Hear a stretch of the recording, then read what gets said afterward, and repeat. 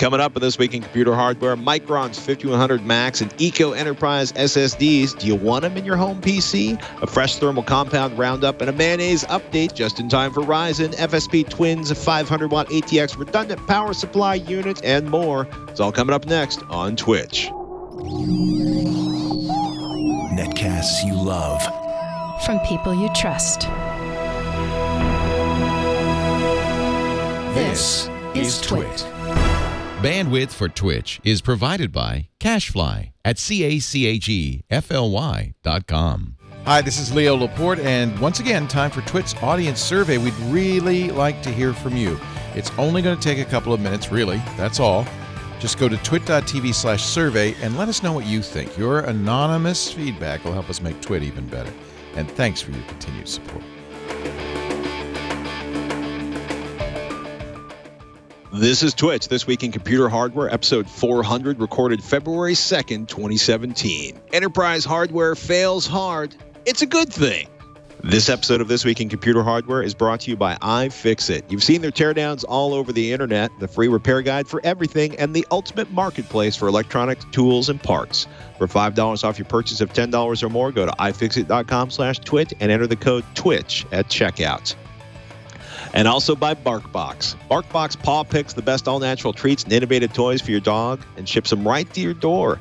To receive a free month of BarkBox with your 6 or 12-month subscription and free shipping, visit getbarkbox.com/twit. Welcome to TWiCH, This Week in Computer Hardware, TWiCH's weekly show that aims to bring you the most useful, most informative, most engaging, and most helpful computer news and, repair, how-to, and fun advice. We're here for the fun with the mobile, the fun with the desktop, and mostly the fun with the gaming, and the video creating. And I should probably take a moment to introduce Mr. Al Malventano, who's joining us in place of Ryan, who is, would you believe it, traveling, possibly in Southern California as we speak. Alan, welcome back. Howdy. How's it going? It's going good, man. The rumor mill has started flooding up again around AMD, which is to basically confirm all of the rumors we had and all the conversations we had at CES to say that Ryzen, possibly March 1st. They'll tell us more in February. I'm excited. Are you giddy with anticipation? I mean, I'm excited to see competition, like actual competition for Intel on the CPU front, because you need that. Just saying. Competition in the marketplace increases performance, reduces prices, and actually, you have sort of a half argument for that, except that it's kind of half a product that's targeted at the enterprise market, not the desktop market. But I'm talking about is SSDs and Micron. Woo, Micron with the 5100 Max and the Eco 1920. These are huge drives, like 960 gigabytes for the Max, the 1920 gigabytes for the Eco.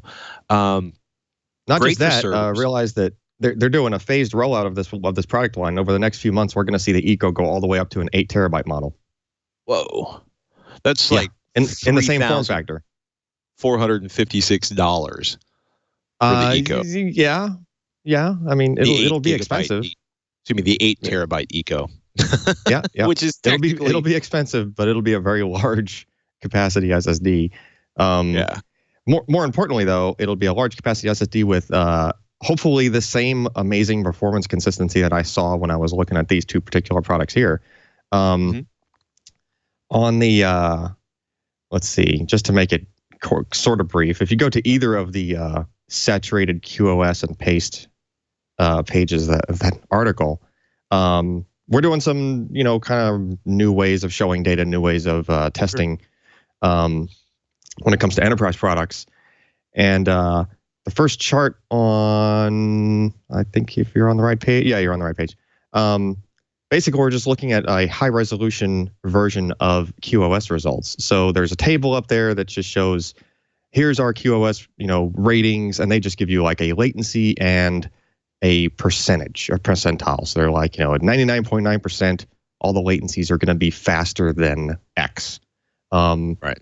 We present that in a little bit more fine-grained detail. We actually give like the entire ramp, and you can see the line kind of crossing through the various numbers of nines. And on that chart, you notice the lines are basically just vertical. What you usually see with an SSD is what thing called a tail latency, which is where that line, as it goes vertical through, up higher numbers of nines, higher, very smaller and smaller fractions, getting closer to 100%. Usually the line kind of makes a right, and there'll be some IOs that were just slower, and that'll show as a tail. Basically, the line will just kind of curve off to the right. In other words, longer latencies for a few of the remaining IOs. These SSDs, they pretty much just don't go higher than a few milliseconds, like ever. As a matter of fact, this is a good thing. Yeah, exactly. Like, because usually, like in the past, you'll have some SSDs where every so often there just needs to be some kind of garbage collection or something that takes a higher priority than what the host is asking for, and even if it's just a very small fraction of the time, it still happens. These tend to just not do that at all. It's like they figured out finally how to make the firmware in such a way and how to make the whole pipeline in such a way where no matter what, at all costs, never take too long to do stuff, right? Is that a function of them being targeted sort of enterprise servers, or is that an advancement that Micron might trickle down into more consumer-oriented drives? Well, for consumer-oriented drives, you can put priorities in other places. In other words, you can give garbage collection a little bit of a higher priority, or you can just do your garbage collection in a different way that's better tailored for a consumer product. In other words, have lower over-provisioning, like less extra flash available, kind of, turn some of the dials in such a way where things might be even a little bit snappier than the enterprise drive from a consumer standpoint, but it can't sustain that across the whole drive, like 24/7, just continuous hammering, right? So in that respect, enterprise drives as a whole might still be a little bit slower than the equivalent consumer product. But the key here is that it's like slow and steady wins the race, right? These are just extremely consistent in the case of the 5100 series, to the point where, it was really impressive. There were a lot of cases where some charts I didn't put in the article, but I have the ability to extend those charts all the way up to like as many % of nines as I want. It could literally be like 1/1,000,000% below 100%, and still those lines were still chugging up like basically straight vertical without really any sort of a tail latency to speak of.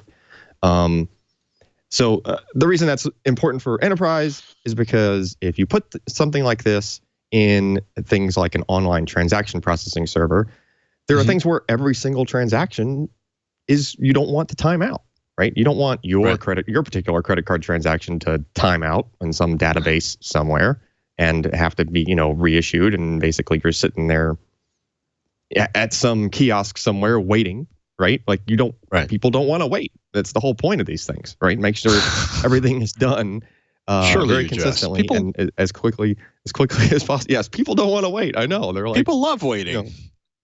Well, the flip side of this, a distinct warning you make, right? PC Perspective Gold Award, fantastic product, amazing performance. Yeah. But one of the things you point out is because these are enterprise, because these are targeted at the enterprise, if you go to the very last page, you have a warning to non-IT pros. It basically says, where a consumer part might have a fail or an issue reading and it would just keep trying over and over again, IT specialists, you write, don't like wasting time on intermittent faults and silent data corruption. If something is wrong in the slightest, an IT pro just wants the thing to fail hard so they can replace it and get a portion of their network back up ASAP. Yeah, you don't want something on its way to failing and have it still operating, right? And not for what this particular product is tailored for, and really any enterprise SSD for that matter. So there used to be, back when like SandForce SSDs and like back when kind of like in the early days of consumer SSDs, you'd have occasionally power users would want to spend an extra few bucks per gigabyte. And yes, they used to be $1 per gigabyte to get an enterprise part because they thought that the performance would be better, or in some cases the performance was better than the equivalent consumer part. But they might not have considered that, hey, some of these things, especially nowadays, the firmware is just designed to just fail hard when it sees things going a little bit sideways. It could have been a situation where that drive would have never given you bad data and it would have ran for another 10 years just fine. But if there was a hint of it, the firmwares tend to be tuned to kind of like, fail conservative. And in Intel's case, very, very conservative. I bricked an enterprise drive of theirs just because I hot plugged it, and it just didn't like it. The moral of that story is, if you choose to use an enterprise SSD in your workstation, in your production environment, in your home, on your gaming rig, have everything backed up like every freaking day, or when it crashes, you may be weeping quietly in a corner trying to figure out how you will go on. Because these things are meant to go in locations where there is failover. In other words, there is an active second copy of everything that's alive and just ready to be flipped over to as sort of an immediate swap in backup. And unless you're doing something like that or some form of RAID, I wouldn't use any of these for like personal use. Copy that. Toshiba plans to spin off storage business, sells 20% of new company. Tim Very wrote this up for PC Per. So Toshiba bought Westinghouse, which you may know from having some issues or cost overruns in the U.S. nuclear market, which is kicking Toshiba's posteriors financially. Toshiba, of course, having already sold off its consumer PC business not too long ago. But the latest news is that Toshiba is going to take its memory business, spin that off into a new company, which is a big business for Toshiba. But they're going to spin the memory business off into a new company and then sell a 20% stake in that company, which is a really interesting way to raise money. Toshiba's second largest memory manufacturer behind Samsung. Very, very big, very, very in need of cash. And is this a chance for, who's left in terms of traditional hard drives that hasn't seriously partnered up with an SSD manufacturer already? There's not many, right? Western Digital now is coupled up with SanDisk, who makes their own flash, right? And not only that, but they've already launched some products, on a Western Digital brand, their consumer SSDs with SanDisk flash in them. There's really not a lot. HDST also falls under Western Digital, so now those guys don't have to worry about it, right? Yeah, I think it was Seagate that ended up with what LSI had, which was the SandForce group. I think there's been so many jugglings and changing of hands of all the technology groups in sort of this consolidation of everything. So you might have some companies left that have that might have some controller tech, but they don't necessarily have flash tech, which would be good to have, right? There is supposedly 3D NAND coming from Toshiba. It's called BICS, B-I-C-S, is just the kind of like the branding for their style of 3D NAND, but it's not ready. At CES, I visited OCZ and they showed me here's our product line, and it was all the products we've already reviewed, right? Because and I looked at them and they're like, well, shrugged their shoulders, like, we're waiting on BICS. Like, once that's out in a few months, supposedly, then they can launch new rounds of products based on that. Hopefully at a much improved cost per gigabyte, because that's what most of this, 3D NAND stuff is leading to, right? Very cost-effective drives, sort of like those 5100s we just talked about, enterprise drives running at like 50 cents a gig, right? Super cheap, because they were using 3D NAND and they were using it in TLC mode, which is what, where everybody's kind of going. I did think it was just kind of comical. It's like, if only there was a name of what to call this company to spin off of Toshiba, like a name that already associated with the branding and stuff like that. Toshiba Memory Systems, OCZ. That one. That's a tough one to. It's tough to bring the love to the OCZ name. Toshiba's doing their best. And they've done some pretty good product relaunches, but I think a lot of OCZ owners are still angry about OCZ's collapse. Meanwhile, in radically different news, before we take a moment to thank one of our sponsors, Asus has delivered the Tinker Board, because you can never have enough single board computers. The 90MB0QY1-M0EAY0. Again, the Tinker board basically matches the layout of the Raspberry Pi 3, 4K H.264 video decode support, I believe in hardware. Another write-up by Tim Very here.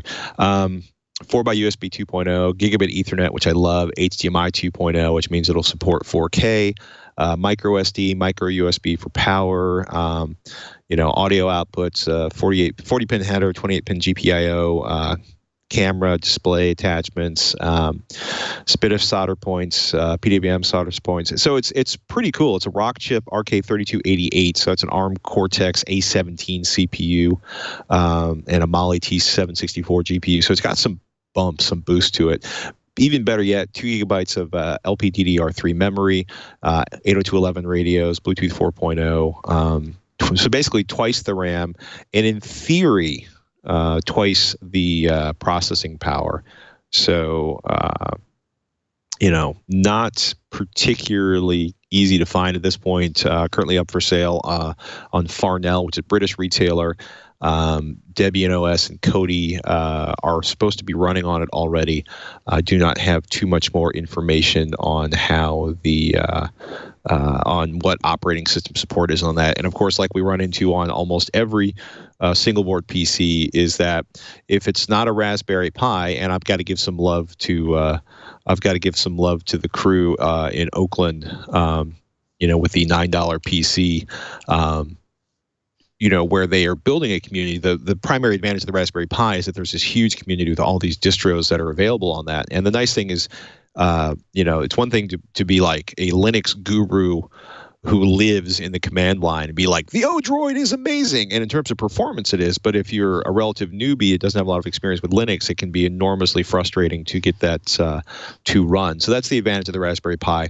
I'll be curious to see how the Tinker board stacks up in that area. And it's interesting to watch, right? Because the chip PC, the $9 chip PC, started years after the Raspberry Pi. But a big part of their effort is to build a community and lots of projects around their platform. So Farnell is the link for that.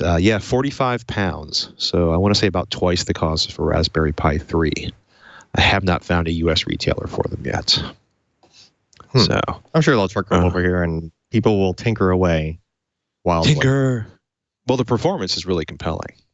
So it'd be fun to see what operating systems are on there. We on the podcast last night where we were talking about all of the things you would have to do to get 4K HDR to work on a PC, like Kaby Lake and like special Blu-ray player and this and that, all these boxes you had to check to get that working. And then we talked about this, which could potentially do hardware like minus the HTC, minus the copy protection.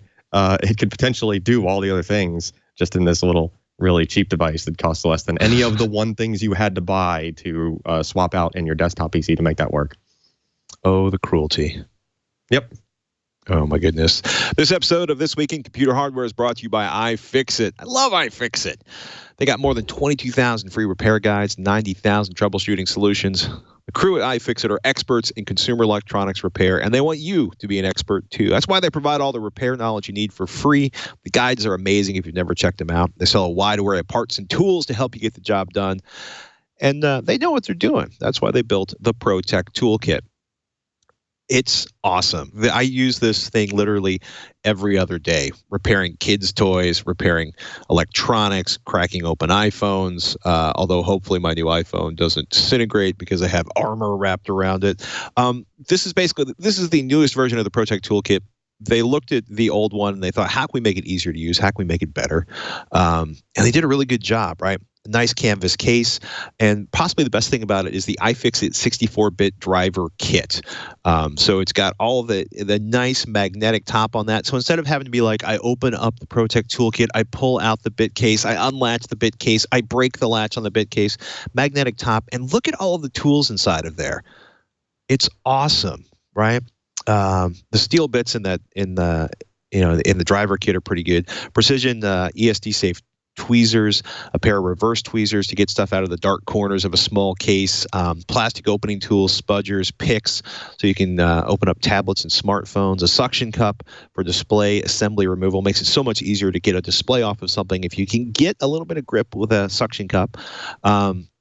This is probably the last precision toolkit you'll ever need, in no small part because the ProTech Toolkit is backed by a lifetime guarantee from the crew at iFixit, who just wants you to go out and make things last forever by fixing them.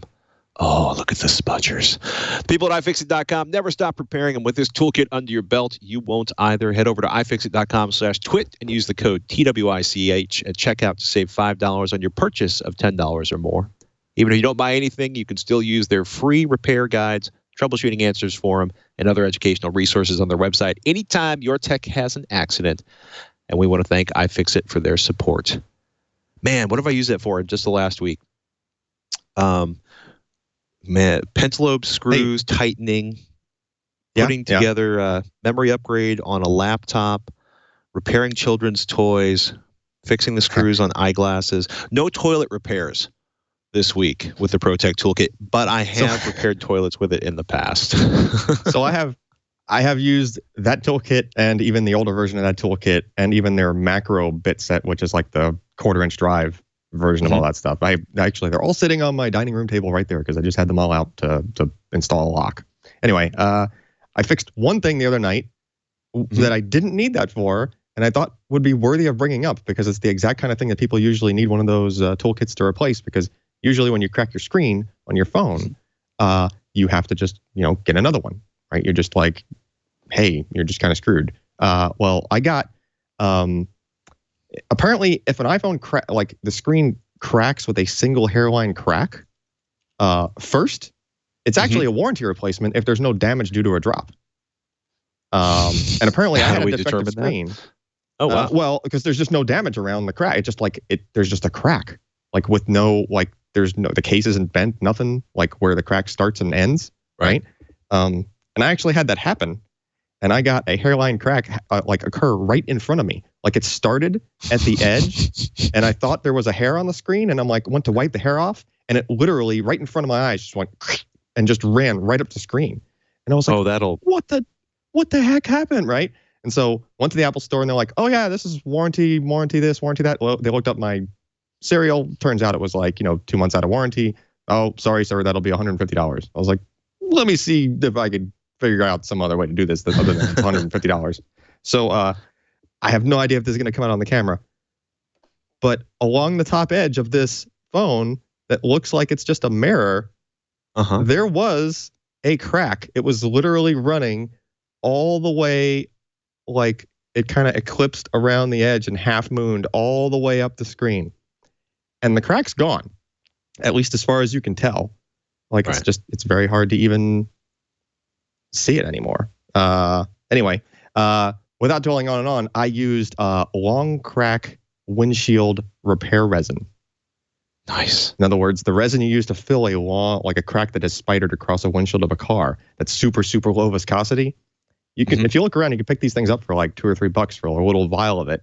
You need a UV light or to just sit the thing out in the sun once you have applied the resin and it is kind of seeped its way into the crack. And you might just need like a suction cup to kind of like relieve the pressure on the glass to kind of like open up the gap a little bit for the resin to kind of like wick into it. But it was almost like magic. Like I put a drop of that resin on there, put a suction cup on it, and as I lifted on the suction cup, I could literally just watch it just run down the crack. And basically that resin is the same like diffraction index as just regular glass, because the idea is to make the crack invisible. And it just did it. I don't know how long it's going to hold up for, but that's potentially like, a couple of dollar replacement. It's not going to fix like if you spidered the crap out of your screen and you dropped it and you caused damage. It's probably not going to do that great. But if you got one of those hairline cracks in it, might be a cheap fix. Just throwing it out there. I was impressed. You're excited.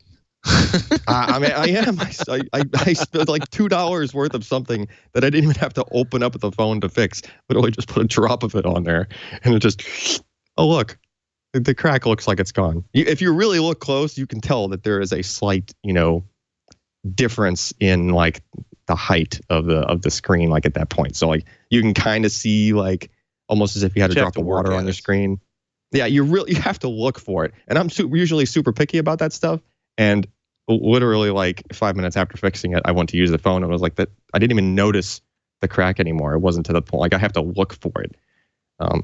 Anyway, we'll see if it lasts. I don't know. I'll check back next time we're on the show or something and see if my $2 fix for a cracked screen still works.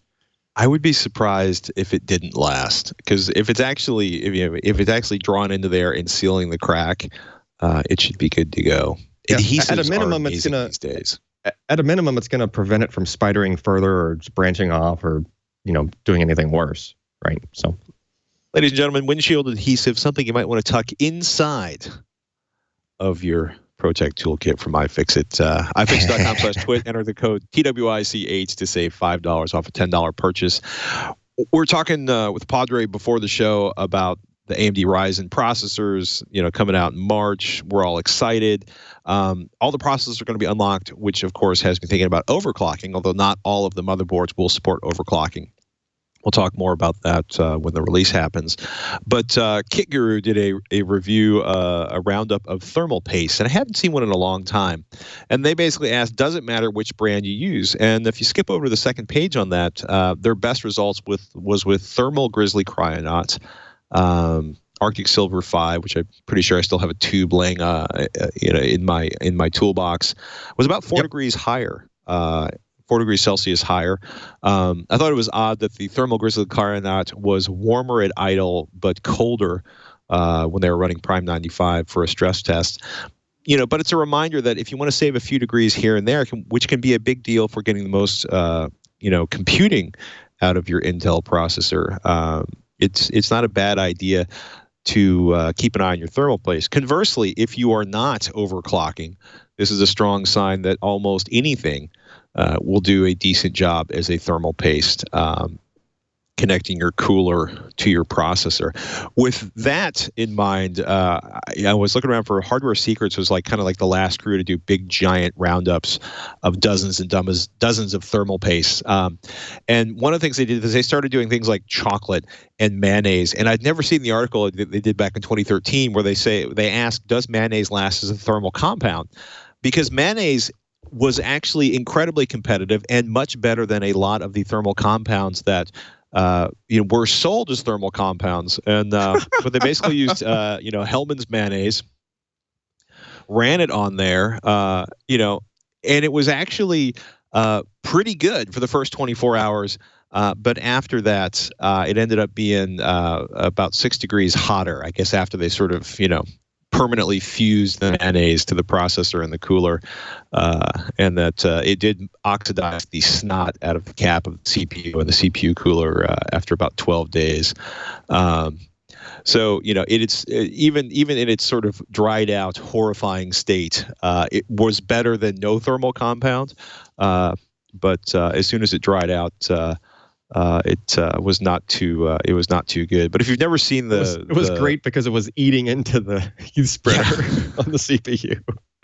Well, it was. I mean, this was these roundups need to go back to 2012, and they went from everything from no thermal compounds and literally did dozens of thermal compounds. I don't think many of these are still sold today.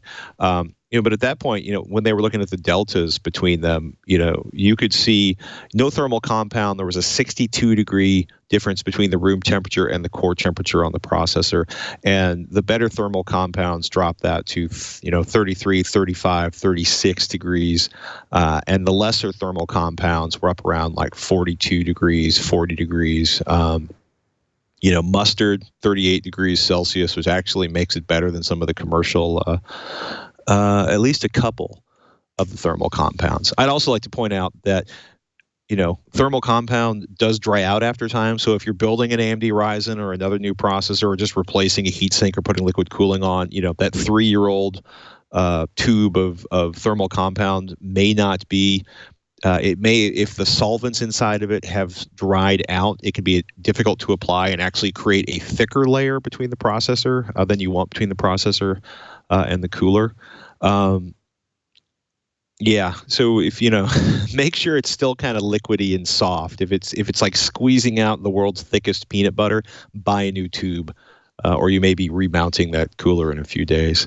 Hard OCP. I love Kyle and the crew. They've been playing around with Kaby Lake i7 7700Ks. They did a full delid and relid which basically means they pulled the heat spreader off of the processor because less stuff in the way. Yeah, and the thermal compound between the processor. There's the processor right there. There it is, and that's that's Intel's thermal compound. And they basically found out that the thermal interface material, the goop in between the heat spreader and the processor, kind of sucks, which is, I think, one of the reasons why you find that certain cores are hotter, or their goal was to see if they could really if they could hit 5,000, if they could finally hit the elusive 5,000 hertz on that one, which they did not reach, but overall. It was, replacing the thermal compound from Intel, or what they call the Kaby Lake Custom TIM, resulted in a huge delta, from 91 degrees centigrade down to 68 degrees. Did not hit their 5 gigahertz, 3600 megahertz overclocking target. But they did reduce the amount of power required to overclock, and they had significant temperature reductions. And if you're really crazy and you want to get some help delitting your brand new Kaby Lake processor because you're a wild creature and living at the edge, the Tech Report has a great link to a 3D printable design for a Kaby Lake delitting tool. So if you're feeling kind of life on the edge, that is the tool for you. If you're feeling somewhat less than life on the edge, there's a good article up on PCPer this week. Excuse me, on Hard OCP this week. My apologies. Paul Johnson did the review. The FSP Twins 500-watt ATX redundant power supply, which is literally two 500-watt power supplies in a standard ATX size. They do a 700-watt version, a 500-watt version. The Hard OCP crew looked at the 500-watt version. It's essentially, that is two 500-watt ATX power supplies inside of a ATX power supply sized case. Not the best measurements in terms of some of the more hardcore power measurements that they do over at Hard OCP, but certainly more than enough performance to run your home server. And as the crew over there points out, this is, if you find yourself killing power supplies because you have that computer stuffed in a closet or in some other hot room in the house, this is designed like full-on hardcore commercial, I'm in a terrible server power supply, and doing their best to deliver something that won't fail. And should one of them fail, they're hot swappable and they will keep things running. So not the first dual redundant power supply they've seen, but at $400, a little bit more affordable, to say the least. Not that that's particularly cheap, but if you're looking for something extremely redundant, because I have to be able to stream my music, this is the power supply for you. Well, although be careful with using that and the streaming of the music, because Lee also took a look at the same power supply. I guess these guys are really doing like a PR push and like trying to get these into a bunch of hands. So Lee looked at it, and I mean, similar results to what Hard RCP got. The only catch was that he also noted that those two modules are using 40 millimeter fans at the rear. Yeah. Of them. Oh, they're loud. Right. And while totally they do throttle on their own, and they are, variable speed, like set up with temperature feedback and whatnot, as soon as you go over a certain amount of load, they start to spin up. And I think Lee said something about to the point of annoying. Like, I think he used a word that he doesn't usually use in the context of trying to describe the noise coming from the fans. So I was talking this as the host for the music files that was serving it to my music room. Okay, absolutely. Well, no one who has heard this power supply wants to be in the same room with it. but realize, I mean, being ATX form factor, it's very likely that someone might want to put it in just a desktop style system, and have it sitting, assuming it's just like a workstation system sitting next to their desk, right? So, yeah. Anyway. Yep, there they are. Not only are they the 40 millimeter ones, they're like the beefy, deep 40 millimeter fans. Beefy. The ones that really make the turbine spun up super high pitch sound, right?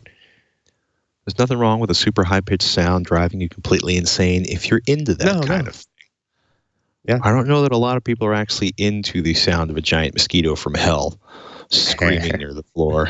But if you're into that, this is also the power supply for you.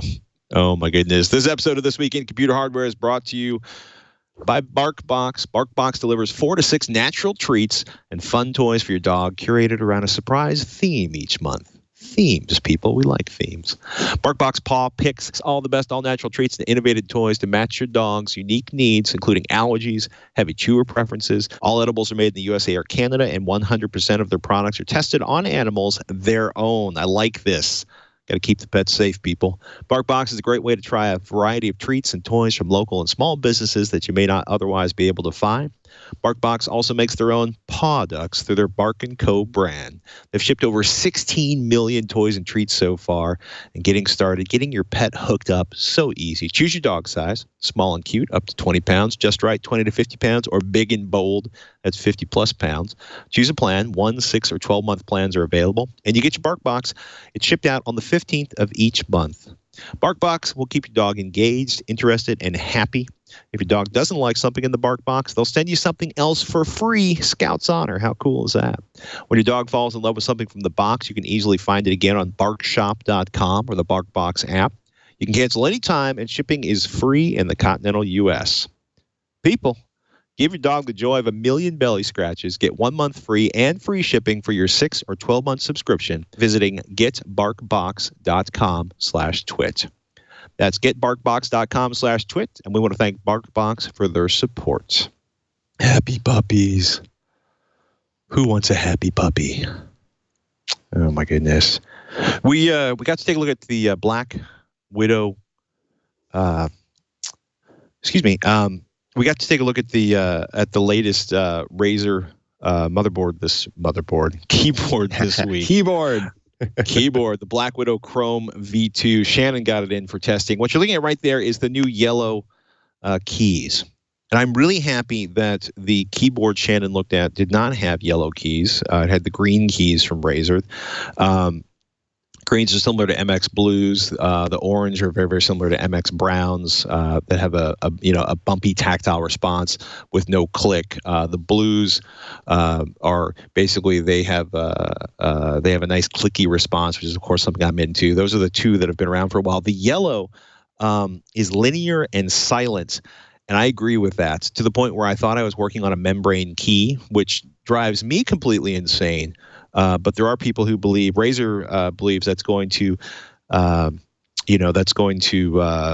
make you faster because the actuation point, the reset point are so delightfully close. I do not like the lack of tactile response. I do not like the lack of noise. Again, it makes me think of a membrane keyboard, but it is one of the multiple options available from Razer. Black Widow Chroma V2, really, really nice. Shannon's particularly in love with the detachable wrist rest on that.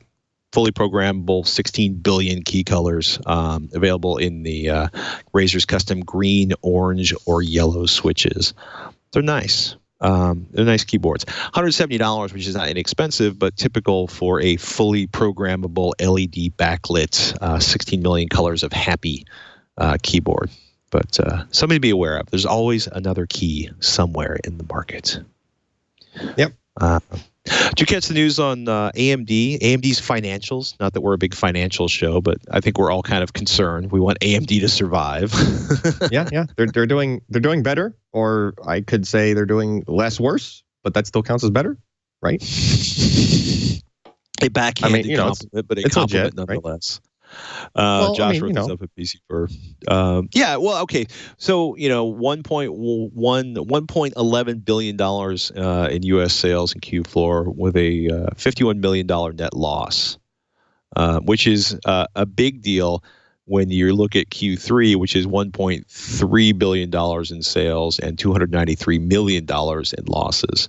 That is definitely an improvement. There's really no way around that. Right. So, they were selling, no doubt they sold a lot of GPUs, I would imagine. last quarter. Yes. And, hopefully this coming quarter, they're going to start selling a whole bunch of CPUs too. Right? That would be nice. Yeah. That would be very, very nice. So, yeah, good luck, AMD. Hit the Ryzen release date. Make it affordable so we can all buy one, and you can make money. I don't know. The whole idea of like $1 billion in earnings and still losing $50 million is just, that's intense. This is why I'm not a CEO. Basemark's VRScore, the world's first comprehensive VR benchmark, is official. Went into early access like a year ago. And it's officially available now. Some of the versions are not completely available. It's going to be 5 versions, from a simple free version to corporate premium. This is very, very similar to Basemark's current products. In that there's like a 3D Mark free and 3D Mark paid versions. This is cool because you can basically run the 4K 3D benchmark. That'll give you an idea of how your system would perform. Even if you don't have a headset. What's really cool about this one, if you spend all the money for the commercial version, there it is, the physical headset latency tester, which tests the latency in both eyes simultaneously, so you can see how good your headset actually is in the real world. So, yep, we have one of those in the office. It's really just a couple of photodiodes, sitting at the leading edge of that, and then you just kind of set the headset up against the fork end of it, I guess, if you will, and watch it blink. Yeah, and basically it sends some kind of output to the headset through the whole video pipeline that would do some kind of flashes on the screen, and it's able to just pick those up and send them onto the PC. Oh yes, 3D animation of the fork being inserted into the eyeballs. Yeah. Yeah. Which point? Okay. Media version. We'll toy around with it and see how well it does. Media version's available now. Corporate version's available now. That's why you guys have the media version. The free version and the professional versions are coming in Q2 2017. Mm-hmm. So exciting. VR becoming more mainstream each and every second. One last thought before we go. If you are tempted to participate in the world of 3D but still don't want to spend all the money on an upgraded PC and a headset, there's a Kickstarter for you if you're feeling adventurous, and I can understand why you might not be, given a couple of high-profile Kickstarter failures in the past few months. Nolo VR, they say they're going to let you play Steam VR games on your smartphones. $99, 60 OF motion tracking system, front-facing room scale, low latency, Android compatible, and created for mobile VR headsets. So they have completed their fund. Well, they have 36 days to go. They've already raised $120,000, almost $121,000 on their $50,000 goal. And they want you to be able to play Steam games on your phone. And basically, you're getting the controllers and the tracking device. So, and I assume a headset. So I'm stoked about that. Oh, there it is. Yeah, I don't know. I'm excited, because the headsets are still really expensive, and we don't see them getting that much cheaper anytime soon. Yep. And you, sir, I believe, have to run to go to the airport. Is there anything you can tease that's coming up on PC Per before you go?